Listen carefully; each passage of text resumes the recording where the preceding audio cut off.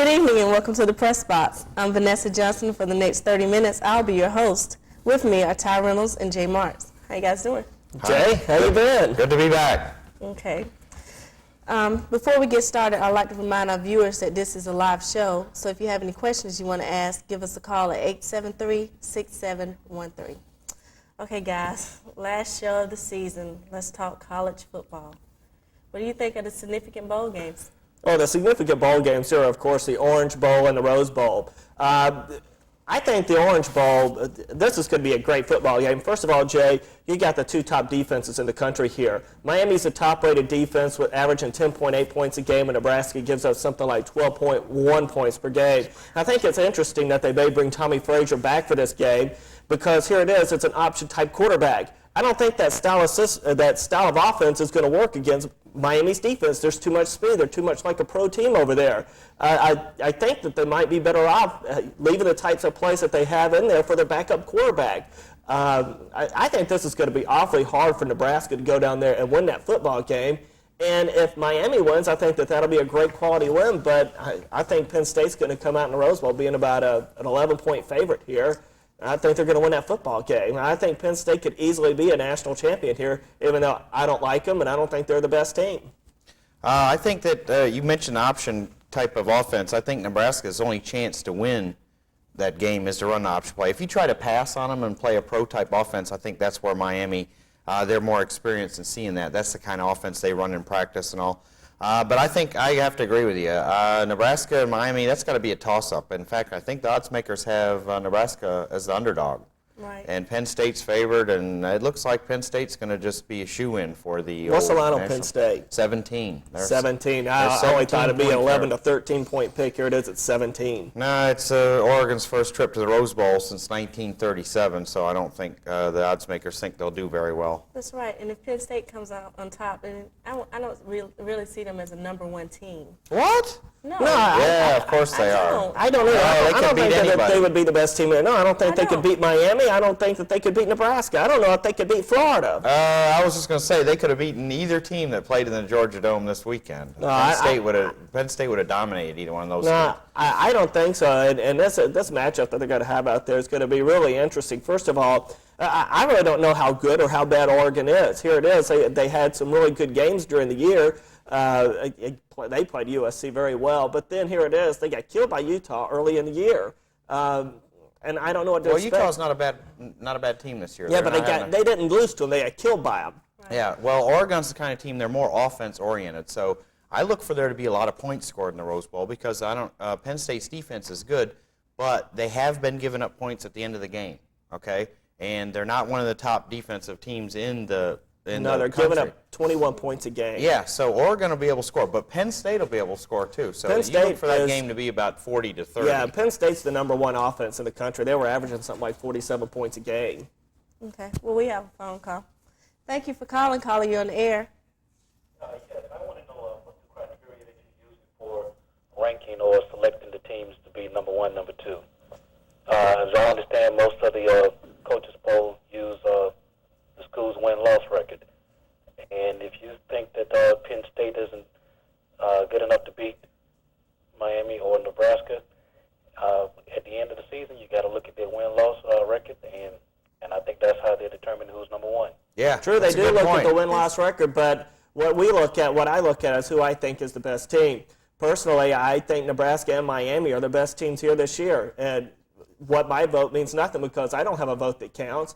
So big deal, but that's who I think is the better team. That's just my opinion, and just like you have your opinion, that they do go by wins and losses and by the record. There's the best way to back up your point is looking at Brigham Young in 1984, where they went undefeated and beat a 6-5 Michigan team in the Holiday Bowl. That was an impressive team, I don't think. I don't think they were nearly the best team, but they were voted national champions. Yeah, well, first let me say your opinion counts here, Ty. And you may not have a vote, but we care what you think. But, also, Miami may be one of the top 3 teams in the country, but they lost to a Washington team that got drubbed by Oregon, okay? So there you go. There's your scenario for the Rose Bowl. But in answer to this guy's question, the criteria sometimes takes into consideration strength of schedule. And I think that's why the debate goes on, is the Big 8 tougher than the Big 10 because you got two undefeated teams. Alabama losing really helped, I think, the voters. Now they have either or. And I really think the way the scenario pans out here is that there'll only be one undefeated team at the end of the year. And so most of the voters in the coaches poll and the AP poll will probably just vote who's ever left undefeated as the number one team, don't you think? Yeah. Right. I feel like you also have to look at that. A lot of Penn State wins, they were struggling last week. Well, they struggled some defensively during the year, but that's expected because they only had something like 4 starters coming back on defense at the beginning of the year. There's no question about their offense that had about 8 starters coming back. And Carter, I think, may be the first running back drafted in the draft this coming up year. I don't think he's going to win the Heisman, but he may be the first running back taken. Yeah, well, I don't think Penn State struggled that much. They came from behind against Illinois, and the Indiana game that dropped them below Nebraska in the polls, that was so hokey because they were way ahead. They put like their third-string defense in. Indiana got more like meaningless touchdowns at the end of the game. You remember that game, don't you, Ty? They just punched it in. Then they scored on the last play of the game and went for 2, and it was like it didn't matter. I mean, Penn State had that game won a long time ago. But all the voters thought, oh, geez, Penn State gave up a lot of points here at the end of the game, so they're not the number one team in the nation. Oh, but if they win that thing, and if Miami wins that thing down there in the Orange Bowl, Penn State's going to be voted number one. I don't think there's any doubt about it. History has shown that the voters, and especially the coaches, do go by one-loss records. However, I just don't think that they're the best team. Okay. I think both Nebraska and Miami are the best teams. I think their defenses are just super. How can you say that? Penn State would beat Nebraska or Miami if they played them, I guarantee you. Joe Paterno can get his team up for a bowl game. Ask Tennessee how Penn State can get up for a bowl game. Well, there are a lot of teams that like playing Tennessee this year. There were 4 of them. Yeah, I'm talking about in the past when Tennessee was good, when they had Heath Schuler and all those guys. I'm going to have to agree with Ty this time, Jake. I'm sorry. But we have a phone call. Thank you for calling you on the air. I was playing football, and I got the football stuck in my eye. Now what do I do? Okay, well. This isn't a medical show, okay? After listening to that call, I can see how you probably got in that predicament. Yeah. Okay, this may not be a significant bowl game, but what do you think about Florida and Florida State? That's 60-minute overtime, isn't it, Ty? I think that this will be an entertaining football game. I don't think it'll have much significance outside the state of Florida. But psychologically, I have to think that Florida State's got the advantage here. One thing I'd like to see is how Florida adjusts on Florida State onto their backside of the backfield. The 2 running backs for Florida State in that game had 130 yards in receptions between the 2 of them. And Florida really didn't adjust to that. But then at the time they were playing a prevent defense, basically, because they had a big lead. I wonder if Florida State's going to come back with that same type of an attack using their running backs coming out of the backfield, catching a lot of passes. Well, they basically went to a shotgun hurry-up offense. And as Florida went to the 3-deep zone, Florida State ran the receivers deep, and that's why the backs out of the backfield were open underneath. You're right. I think everyone in the country wants to know, is Florida State going to come out in a shotgun, hurry-up offense, pass the ball all the time, or are they going to try to slam it at Florida like they did the first 3 quarters? Well, we'll see. We have a phone call. Thank you for calling you on the air. Yes, my name is Tony, and I'm calling in concern to the Florida State game. I truly feel that I think Florida State and Nebraska should go in because a lot of folks think Penn State right now. I think Florida State should still have a shot at the title to go for number 1. The only problem with that is they have a loss and a tie. So when you match up a loss and a tie against somebody that has no losses and no ties, I mean, you're not even a game behind. You're more than a game behind. So I think that's what took Florida State out of the national championship picture, is that last tie. Had they beaten Florida, I think then they would have had a shot or a claim to it. They got a gift last year, and so they and their fans shouldn't whine about anything this year, since they tied Notre Dame and had lost to them head-to-head and still won the national championship. So they can enjoy their last year's national championship. Last year? Yeah. Okay. What do you think about Georgia's new defensive coordinator? This is really interesting, and I'll tell you how I think that this came about. Jolie Dunn, the interim Mississippi coach, wanted the job, and I think Georgia would have liked to have had him. I think he's a quality coach. Danny Ford wants him over there at Arkansas badly.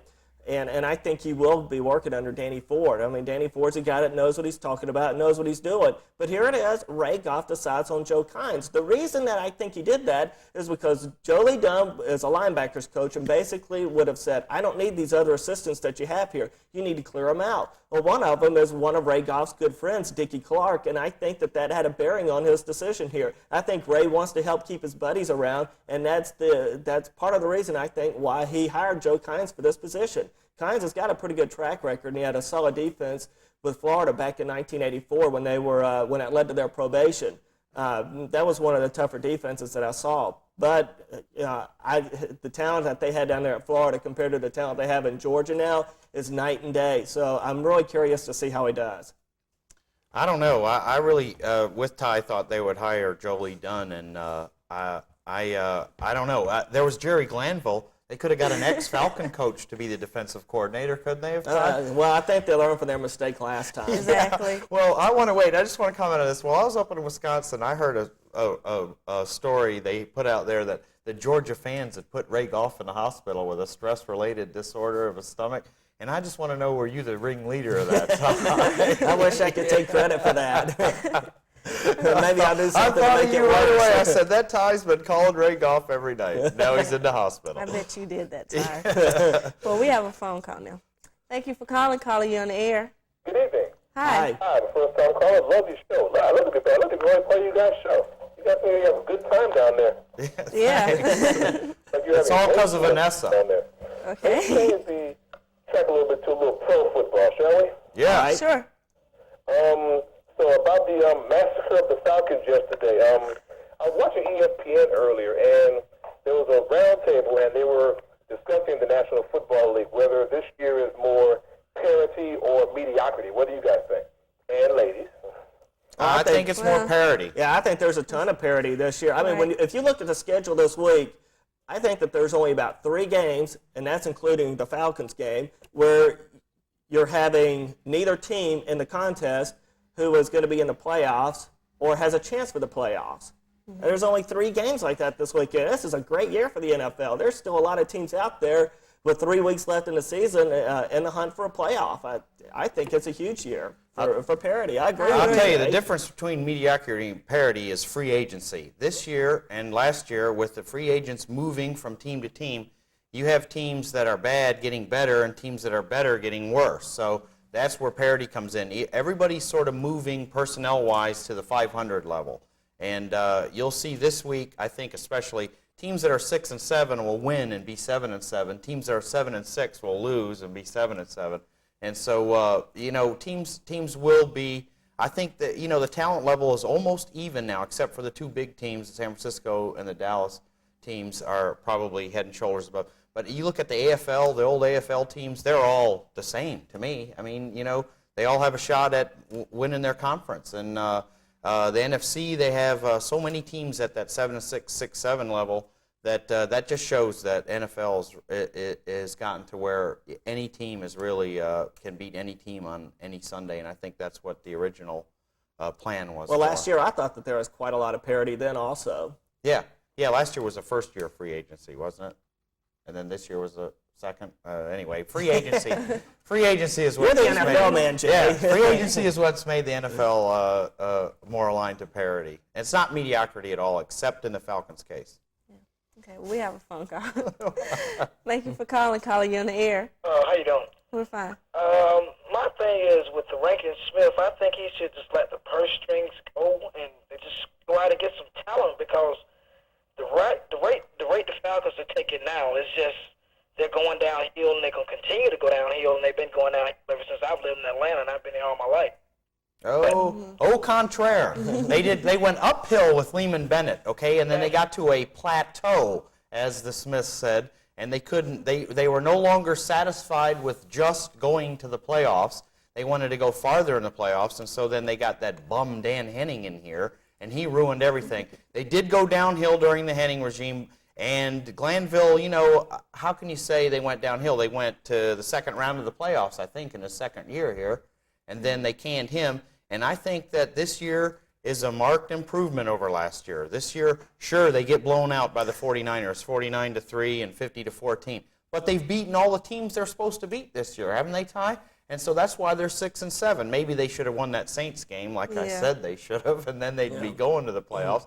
But to tell you the truth, if they beat the Saints at home, it's a big rivalry game. You got to say that it's a toss-up game. They got a good chance to win that. They're 7-7 with 2 games left. Do you think that's the way?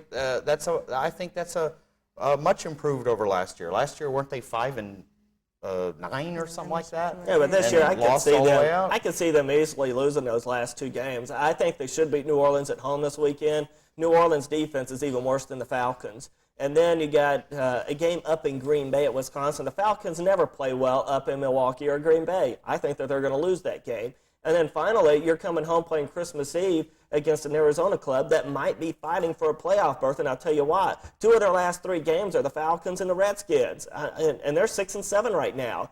They might win their last 3 football games and get a playoff berth. Yeah, I'm pretty sure that had the Falcons beaten the Saints the first time they played them, that last game would have been for the last playoff spot, that Arizona Falcon game. Then you could say, hey, you win, you go to the playoffs. But you're right. I don't see the Falcons doing very well in Milwaukee. It might be a tad cold, and the tundra might be frozen there. Yeah, because there's no heating coils in Milwaukee. Contrary to popular belief, there's no heating coils under that field in Milwaukee. Well, we'll just have to see. Yeah. We have a phone call. Thank you for calling you on the air. Oh, well, my thing with the Falcons is they just need to go out and find them a coach that's a bona fide winner, just like this year in Denver. To lose a game like that, if I'd have been the owner of the Falcons, I'd have just simply told June Jones, you walk home if you want your job.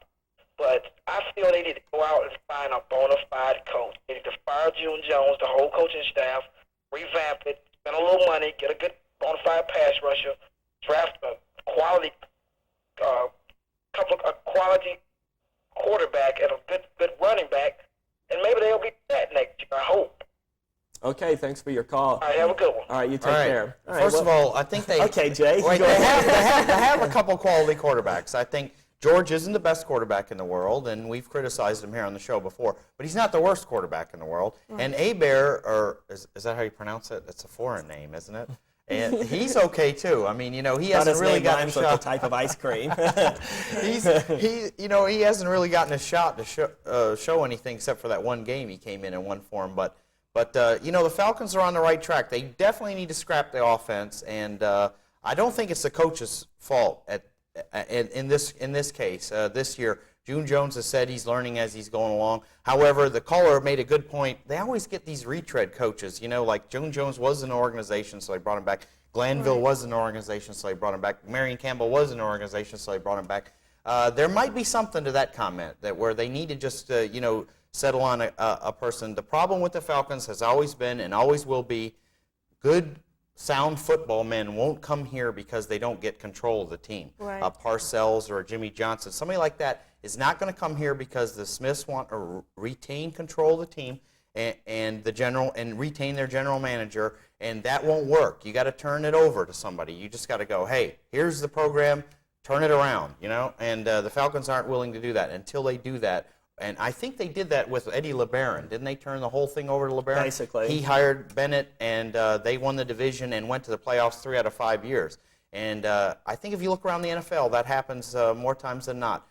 Where you turn it over to a good football man, you just say, here, you make all the decisions, we'll just sign the checks, and here you go. Here's a winning NFL franchise. But the Falcons have neglected to do that, and consequently they'll hover around the 500 mark, I think, for the next few years. That good, huh? I agree with you, Jay. That's what I would have come out and said immediately to this question is a big-time NFL man is not going to want to work for the Smiths or Ken Herrick, plain and simple. These guys don't know what they're doing. If you want to take a look at the history of their draft choices, it's a mockery. I don't think these guys really know what they're doing. Free agency has killed them because that enables them to make more decisions. The more decisions they can make, the more bad decisions they can make. That's why a big-time NFL coach won't come here. I don't care how much money they would have offered Mike Ditka. I just don't think he would have taken it. No. Not working under Smith and Herrick. Right. Yeah. Well, you bring up a good point here, Ty. The draft, a lot of people have criticized the Falcons draft, and that's a good point. They have really screwed up the draft in the past.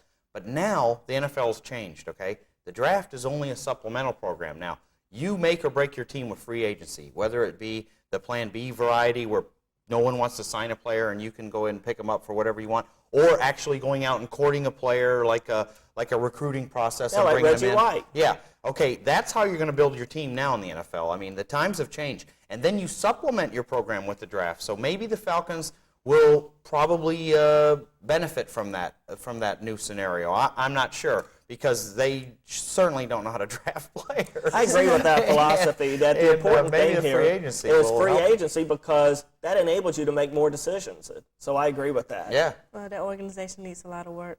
Well, we have a phone call. Thank you for calling. Calling you in the air. Pizza, pizza. What? I think it was a Spanish caller. Okay. I think Okay. Brazil is going to win the no. The World Cup, 3.5 years from now? Yeah. No. Well, guys, it's time for the Monday Night Clash, sponsored by Dirty Al's. The Raiders at the Chargers. Well, here it is. First of all, when I think of the Raiders, I wonder what offense is going to show up, and I wonder what quarterback is going to show up. Is it going to be Hostetler running this ball-controlled offense like he's supposed to, or is this the guy that's going to go out there and make constant mistakes and run head-to-head with his head coach? I don't know. It's a game I definitely wouldn't bet on here. The Raiders have a great Monday night record, but here it is. They're having to play at San Diego. San Diego, they need to win this football game and clinch this division and take care of business. I think that they're the better football team here. I think San Diego's going to win, but I would never bet on this game. I wouldn't. I agree. Uh-oh. No. I think I would bet on the game. No. And the Raiders have a good Monday night record. And so, I think if you always take the Raiders on Monday night and have always taken the Raiders on Monday night and continue to take the Raiders on Monday night, you will make money, okay? Because their Okay, so record you on would take Monday the night- Raiders then. Take the Raiders and the 4. The Raiders, okay. yeah, the Raiders are a good Monday night team. Hostetler will play. This is a late breaking news item I heard on the radio. Okay. He is going to play. He's going to start, okay? But if he gets a good pop on him, he may have to leave the game because he has that chic NFL injury. If you're a quarterback in the NFL and you haven't had a concussion this year, you ain't any good, okay? Because I think every quarterback in the NFL that's worth his salt has had a concussion this year. That's the injury, and that's what he's working on, a concussion. But it's a mild concussion, okay? So they're going to let him play and hope that he doesn't get hit. And the Raiders got a good offensive line. They can protect him, and I think that the Raiders will somehow prevail. They need this game more than the Chargers, okay? So there's a definite sense of urgency in the Raiders camp, and coupled with the fact that they have the best record of all the teams on Monday night, they will win tonight. You talk about urgency. I mean, you got this game coming up for them, for the Raiders, and then they got to play against Denver next week. But then I don't know how good Denver's going to be because I don't know about their quarterback situation. Next week is going to be really interesting as well because San Diego's going to have to play San Francisco. That could be a Super Bowl matchup a little bit early, although I don't think San Diego's going to make it for the AFC. I don't know about that. But Pittsburgh we have a will. phone call. Thank you for calling. Calling you in the air. Yes, I'm calling. I want to make a couple comments, and I want to get your input on it. First of all, I want to make up the comment whereas why is it that the Falcons all the time, every year, they always pick up players who has a long period of time of playing with another team, and they always pick, like, say, for instance, like a Clay Matthews. He played for about 12, 15, 10 years or whatever. Falcons also have a history of picking up players with bad injuries. I just really want to know why is it that the management is continuing to do this over and over and over and over again. You got John Togethers, played for Washington Redskins. You got the guy who played for the 49ers. The pass rush is not. We need a good pass rusher. The guy Dolman. I mean, he's a pretty good pass rusher, but it seems like to me he plays when he wants to play. And, As in being a big Exactly. baby? it seems like to me he's just playing when he wants to play. And another thing, everybody's like going off saying about Andre Rison, Dion shut down Andre Rison. Really, to me, just by observing the game, it seems like to me the way this system that the Falcons that they have or whatever, they didn't even look at Andre Rison. When it was a pass play, it seemed like Jeff George didn't even look on his side of the field. That's how much intimidation that Dion put on just the Falcons itself, and Dion showed the upper management, listen here, you don't have to pay me. I'm looking for a Super Bowl. I'm looking for a Super Bowl ring, and I'm looking for a winner. I mean, it was a business decision, but really, his primary thing, he loves Atlanta. It's like to me, Rankin Smith and Taylor Smith and all those Smiths. They keep grudges on players, and you can never rebuild for a winner, here in Atlanta. So I want to know what's your input on that situation, whatever. Okay, thanks for the call. All right, first, why they go after free agents that are kind of past their prime? Money, okay? They're a bargain, and that's why the Falcons have traditionally signed free agents that are past their prime. And second, as far as Rison goes, I think Rison takes himself out of big games. You can say what you want about Deion Sanders or the game plan not being oriented to him, but Rison's a good player when they're playing Tampa or Indianapolis or Detroit. He catches 12 balls for 200 yards and several touchdowns. But in a big game, how many catches does Rison get? I mean, he doesn't get open. He doesn't give the effort. I just see him as being not that good. I think that's why Sanders shut him down. Yeah, I agree. We hit on this a little bit earlier. I just think the management there just doesn't make good decisions with free agents, and that's why they're in the situation that they're in. They're always trying to save money. That's why they get these old retreads. I think Dolman wasn't so old as he was just a head case. But, Indianapolis, when they traded him here for Hinton and a draft choice, remember everybody was like, God, did we get a steal? And then it turns out Rison's a big head case, and it wasn't such a bargain after all. And that's why Indianapolis got rid of him, because he was such a head case. Okay. Again, I would like to remind everyone to join us immediately following the show at Dirty Al's on Northside Drive for the Monday Night Football Clash. Okay, before we go, we got to talk about college basketball. How far can Forest and Best take Tech? I think a pretty long way, but last year that wasn't the case. I mean, they took them to a first-round loss in the NIT. Those guys have got to stay healthy, and Drew Berry is very critical for this team. I think they need to get improvement from their center position out of Lisama. I just don't think that that's any secret. I think that Tech, though, their downfall eventually in the tournament, I think they will be a tournament team, but I think their downfall is going to be depth. I think that they're a team similar to UCLA. Their starters are pretty good, but they just don't have too many guys who can come off the bench. Yeah, I think so, too. I think that the problem is they're going to look good now, but come at the end of the season, if Crimmins continues to play 6 and 7 guys, then Best and Forrest, they're going to be tired. And they're not going to be as effective at the end of the year as they are at the beginning of the year. Okay. Well, I'd like to thank you guys. It was fun. Thank our callers and viewers. Remember to join us next season about, 2 weeks in January? That's guys? about it. Same time, same channel. Thank you. See you at Dirty Owls. Exactly.